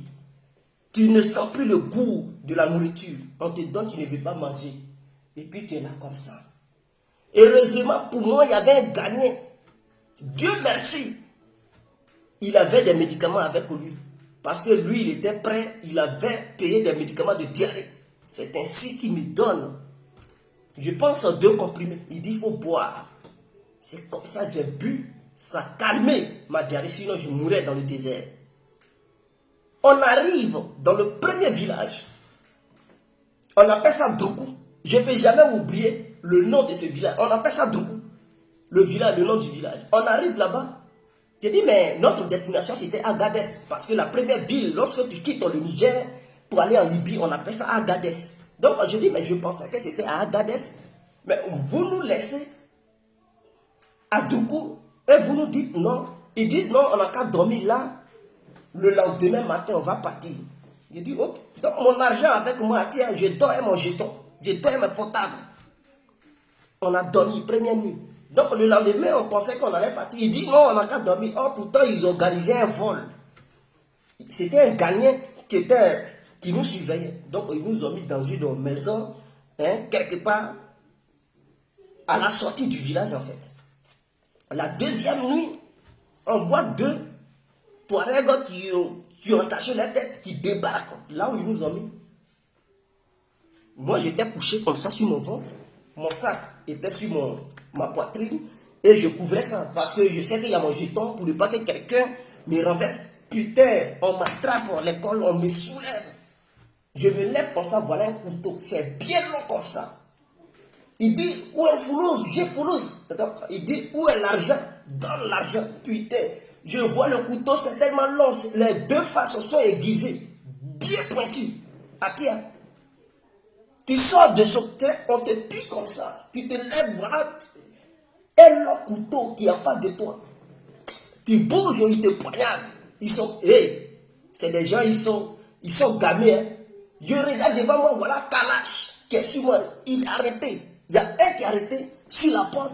Et puis, il a mis Kalash là. Je dis, mais putain, mais qu'est-ce qui m'arrive? Comme si j'étais un voyou, comme si, non. Kalash est sur moi, l'autre a soulevé le couteau. Il me donne coup de pied dans mon ventre. Bouh, et puis, il prend mon sac. Il dit, où est Foulouse? J'ai dit, non, je ne comprenais pas. C'était au début. J'attendais où est Foulouse. Je ne sais pas qu'est-ce qu'on appelle Foulouse. Ah, tiens, premier jour. Donc, tu ne sais pas comment répondre. Il te donne les coups du genou au bas-ventre. Tu t'abaisses. Tu t'abaisses et puis libre dans tes oreilles. Il dit, lève-toi. Ouais. Et puis, il commence à te fouiller. J'avais quelques billets de 10 000, 6 mois, et l'autre était dans mon truc, dans mon sac. Parce que j'avais mis ça là-bas, au cas où sur la route, je devrais acheter quelque chose pour ne pas ouvrir le sac, pour ne pas montrer l'argent devant les gens. Donc j'avais mis quelques billets, 6 mois, comme ça, en cours de route, si je voyais à manger, si je voyais de la bouffe, j'allais acheter. J'allais mettre ma... Donc ils m'ont fouillé, ils disent, c'est tout l'argent, c'est tout l'argent. Dans mon cas, j'ai dit, mais vous êtes en train d'emporter mes millions, et dans ma tête là-bas, et vous me demandez si c'est tout l'argent qui est sur moi. Ils n'ont pas fouillé dans le sac devant moi. Le sac était lourd. Il y avait tous mes portables, tout. Je n'étais pas seul. Ils ont fouillé tout le monde.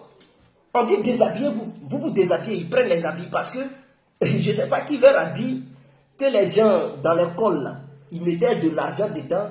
Donc eux là, ils prennent vos habits et puis ils s'en vont avec. Arrivé là-bas, ils prennent leur temps pour fouiller dedans. Mais le gagnant qui nous surveillait, il était là-bas et sa femme prit son enfant. Ils n'ont pas touché ce gagnant-là. Ils n'ont pas touché sa femme. Ils n'ont pas touché leur enfant. On a compris qu'il était dans le coup. Dès lors qu'ils sont partis, le gagnant est sorti, il dit, mais il y a quoi? Il y a quoi? On a compris que non, c'était lui et ses clients-là qui avaient fait le coup. Et il n'a même pas appelé son patron pour lui dire. Le matin, on voit deux individus qui viennent. De la manière ils parlaient, j'ai su que c'était eux. Ils disent, bon, on va partir, mais avant de partir, vous devez payer. Waouh! Avant de partir, on doit payer. Donc on prend, il y avait des anciens qui avaient laissé leurs habits, tout ça. On est obligé de prendre des habits sales, les habits qui ne vont pas être encore. Tu as quitté au pays avec les vrais agnons. Dans ton sac, tu as mis un peu d'habits pour changer en route, en cours de route. Ah tiens, on prend tout ça, tu te retrouves sans rien. Tu es obligé de prendre habits des gens que tu ne connais pas, qui sont sales, remplis de poussière. Tu dois porter, sinon tu vas rester comme ça. Ah tiens. C'est comme ça, on se réhabille. On dit non, pour aller maintenant à Gades, prenez crédit. On dit, ah, on a déjà... Ils disent, non, prenez crédit. Moi, je dis, bon, je ne vais pas prendre crédit. Je vais appeler au pays. Je vais appeler au pays. Ils vont m'envoyer l'argent avant de partir. Ils ont dit, non. On ne peut pas te laisser ici. Tu prends crédit, tu montes. Parce qu'on ne peut pas te laisser dans le village ici. Il faut monter. Tu prends crédit. Et il y a un, il dit, bon, moi, je te prête l'argent. Tu payes, arrivé là, tu me rembourses mon argent. Je dis, mais je n'ai pas l'argent sur moi, sur place. Ils m'ont volé hier. Tu me prêtes l'argent. Arrivé, je vais te... Mais où est-ce que je vais arriver là? Il dit, tu prends crédit, tu prends crédit. Donc, il t'oblige à prendre crédit. Donc, c'est comme ça qu'on arrive à Agadez. Arrivé là-bas, on nous enferme. On dit, bon, on paye encore 350 000 francs CFA. Est-ce que vous comprenez? Donc, du Niger au premier village en Libyen, 350 000. Du premier village à la première ville en Libyen, 350 000. Ah tiens, du Niger à la première ville libyenne, c'est 700 000 francs CFA. Est-ce que vous comprenez l'argent? Ça veut dire que ça dépasse déjà demi-million que tu dépenses. Tu n'es même pas encore arrivé à Tripoli. Hein? C'est-à-dire que tu n'es même pas encore arrivé dans la capitale libyenne. Tu as déjà dépensé 700 000, sans compter l'argent que tu as pris en route pour bouffer à Tia. Sans compter le transport Côte d'Ivoire jusqu'au Niger. Si tu associes ça, à Tia, tu vas te retrouver dans les 900 000 francs CFA. Ou bien dans les 1 million déjà que tu as brûlé en route. Là-bas, on nous enferme. Et ceux qui avaient les téléphones, ou bien ceux qui ont su cacher les téléphones, ou bien ceux qui viennent d'arriver, qui ont eu la chance, qui n'ont pas été volés, arrivés dans le ghetto, on appelle ça ghetto. Ce sont des prisons entières. On leur arrache leur téléphone de peur qu'ils appellent la police dehors. Donc, ils arrachent leur téléphone et puis on dit, bon, appelez vos parents, ils n'ont pas donné l'argent pour que vous soyez libérés.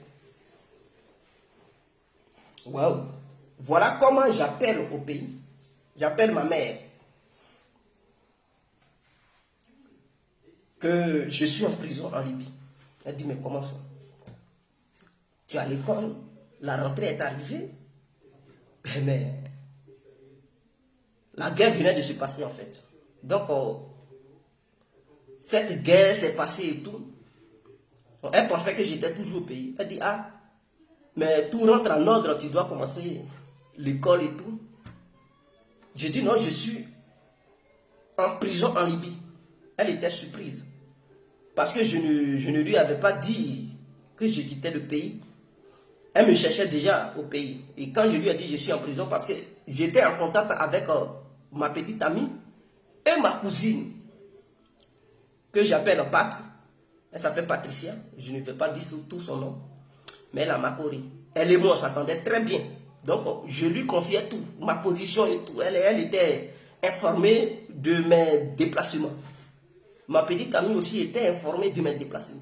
C'est ainsi que j'avertis pour la première fois ma mère. J'ai dit, bon, pour sortir, ils ont dit 350 000 francs CFA. Elle dit, bon, elle va m'envoyer ça sur mon nom. J'ai dit, non, je suis en prison. Donc, je ne peux pas recevoir l'argent. Si tu envoies ça sur mon nom, je ne peux pas retirer. Je suis enfermé, je n'ai pas le droit de sortir. Elle dit, bon, on envoie ça sur le nom de qui? Donc, l'arabe vient, il parlait un peu français. Pareil, ce sont les bouzous nigériens là, qui sont à Saba là-bas, qui font truc. Donc, il parlait aussi, il s'appelait Mohamed. Ça là, c'est son nom. Donc, il parlait un peu français et truc, beaucoup d'arabe. Je lui ai dit, ah, ma mère veut m'envoyer l'argent, donc, elle dit le nom de quelqu'un. Il dit, non, non, non, lui, il ne donne pas son nom. Putain, je suis bloqué, je ne connais personne. Chaque jour, je vous le jure, ils nous fouettaient pour dire on t'a donné le jeton. Vous savez, les Saoudiens, les pétrodollars, il y a un truc qu'ils attachent comme ça. Quand ils portent leur truc blanc, là, il y a un truc qu'ils mettent comme ça. On dirait c'est peau de truc, peau d'animal. Ils attachent ça. Quand ils enlèvent là, mes frères, ils te chicotent. Hein? Chaque jour, matin, midi et soir. Donc, c'est-à-dire, tu dois t'attendre à la chicote chaque jour que Dieu fait.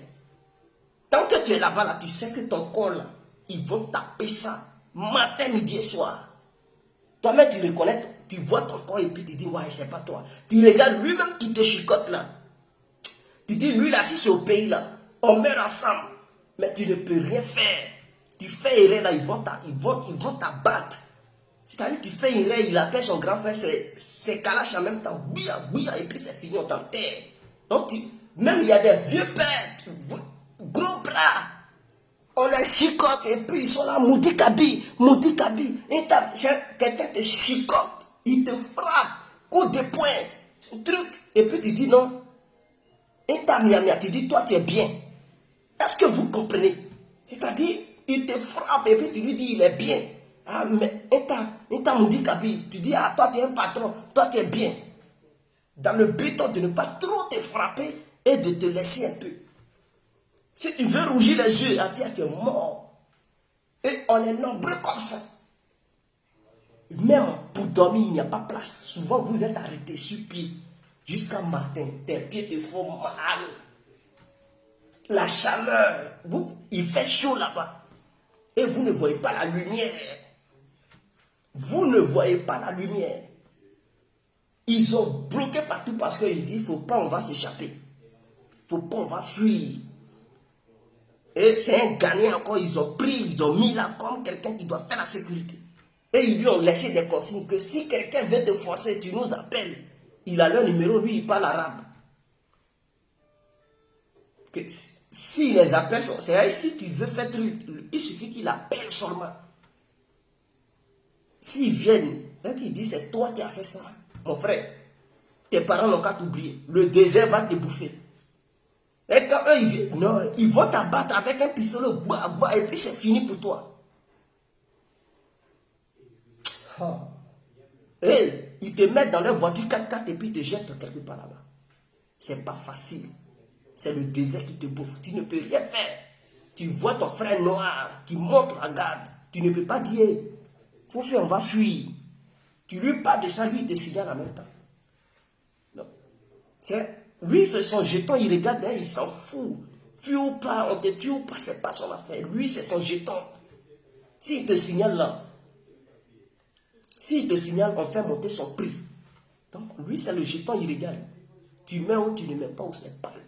Et on l'appelle en secrétaire. J'ai fait 2 mois. À un moment donné, il dit, bon, il va donner le nom. C'est l'arabe, hein, il dit, il va donner le nom d'une femme togolaise. Mais qui n'est pas en Libye, qui est au Togo là-bas. Mes parents n'ont qu'à lui envoyer l'argent. Comme ça, lui me libère en Libye ici. C'est bizarre. Vous savez que en ce moment-là, le broutage était trop. Je dis à mes parents, envoyer l'argent à une dame qui se trouve au Togo. Et puis moi, je vais sortir en prison en Libye. Mais ma famille ne connaissait pas ce système. Toi, tu dis que tu es en prison en Libye. Tu as besoin d'argent pour qu'on te libère. Et tu nous demandes, on n'a qu'à envoyer l'argent au Togo. Donc, ils ont commencé à dire, mais c'est bizarre. Comment toi, tu es en Libye et puis tu dis, on n'a qu'à envoyer l'argent au Togo? Non, non, non, non, non, non. Si c'est pas en Libye, on n'envoie pas l'argent. Ou bien toi, tu es au Togo et puis tu dis, tu es en Libye. Je dis, non, je suis en Libye. Ils disent, non. Peut-être que tu es au Togo. Arrête ce que tu fais. Il faut venir. Tu vas reprendre tes études.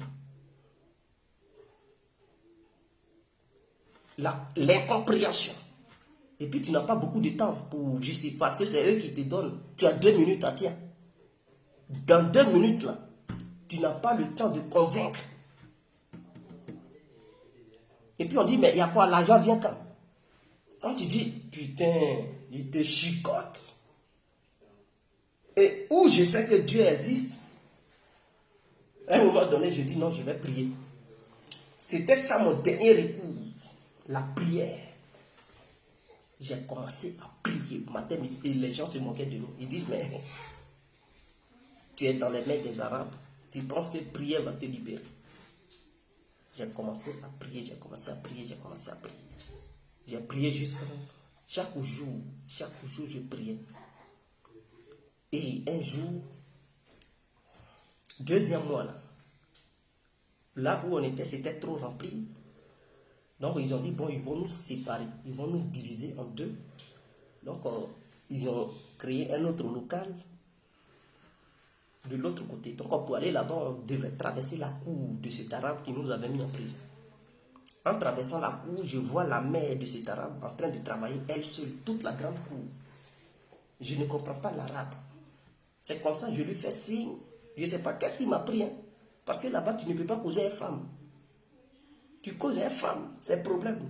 Mais ce jour-là, quand j'ai vu la vieille, j'ai dit non, je dois lui parler. Peut-être elle ne sait pas ce qui se passe. Je dois causer la vieille. Donc, je fais signe. Je dis ça. Est-ce que... Elle dit, elle fait comme ça seulement. Je suis parti. Elle m'a donné le tuyau. Elle dit, bon, de l'aider, on lavait, ça coule. C'est comme ça, je l'aide. On lave la cour. C'était la première fois où je voyais le soleil. J'étais tellement content. Je ne voulais plus que cela finisse parce que je voulais profiter pour prendre un air frais. On ne s'était pas lavé, on puait. Est-ce que vous comprenez? Mais la vieille n'a pas tenu compte de ça. Mes cheveux avaient poussé jusqu'à un moment où c'était qui pouvait me coiffer. Où je pouvais trouver la barbe partout, putain. Et j'ai fini de laver la cour avec la vieille. Et je suis parti dans l'autre local. Je suis parti dans l'autre local.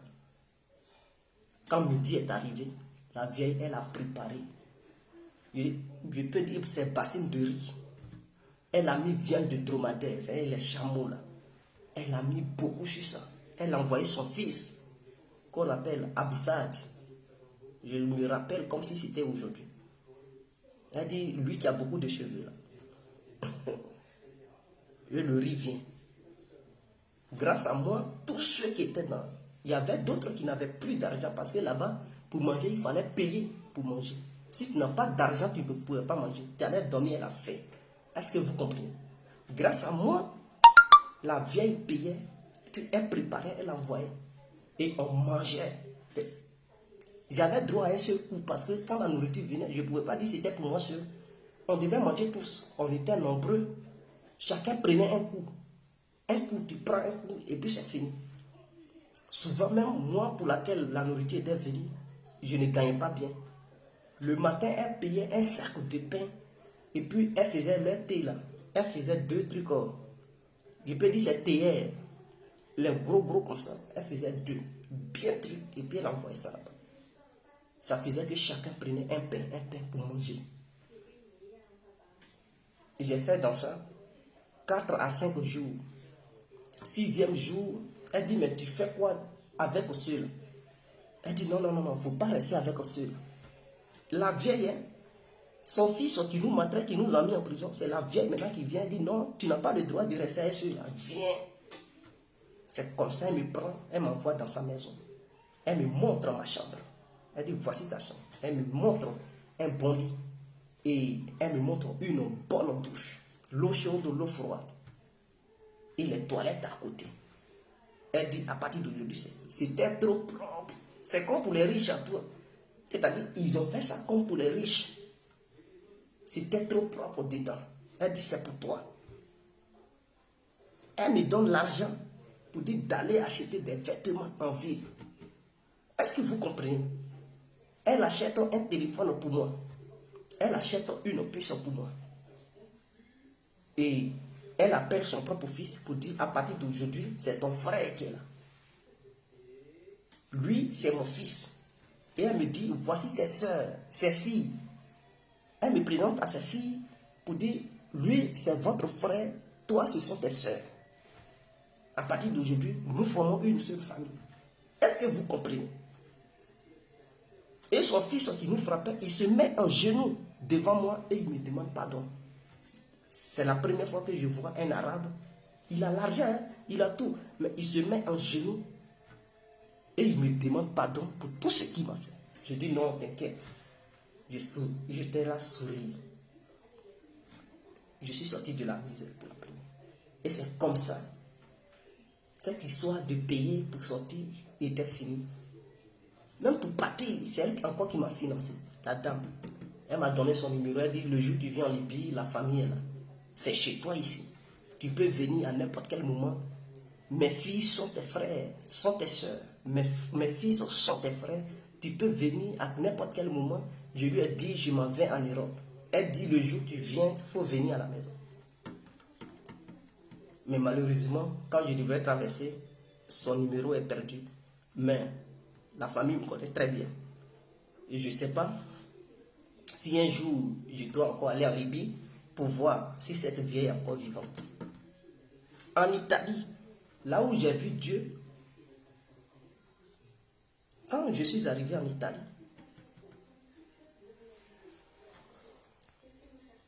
il se fait quand même temps. Donc, je vais vous expliquer la dernière truc où j'ai vu Dieu. En Italie, j'ai décidé de prier parce que c'était compliqué un peu pour moi. Donc, on était au centre de réfugiés dans un village qu'on appelle Gran Michele, non loin de la ville qu'on appelle Catania. Donc, on quittait à Catania et on partait à Gran Michele pour faire nos démarches administratives. Donc, Gran Michele n'est pas loin de Pozzallo et en haut de Palermo, hein, il y a Caltagirone qui n'est pas loin de Palermo et tout. Tout ça, je connais. Donc, étant à Gran Michele, j'habitais avec un frère ivoirien qui s'appelle Morikune. On était dans la même chambre. Lui, quand la fête musulmane arrive, lui, il jeûnait. Lui, il jeûnait, il priait. Et moi, j'ai décidé de jeûner dans la même période, mais je priais mon Dieu. Lui, il priait, et voilà. Il était musulman, il priait. Et moi, je priais à ma manière. Chaque 3 heures de temps, je devais prier chaque 3 heures. Et qu'est-ce que je faisais? Ma prière que je faisais, c'est-à-dire, je commence aujourd'hui à 0 heure, par exemple. Je prie toute la journée de demain, jusqu'à 0 heure, je ne mange pas, jusqu'à le lendemain. Est-ce que vous comprenez? C'est-à-dire, si j'ai commencé à minuit aujourd'hui, toute la journée de demain, je ne mange pas. Jusqu'à je dors. Et c'est l'autre jour-là, à 10 heures que je mange. Je prie.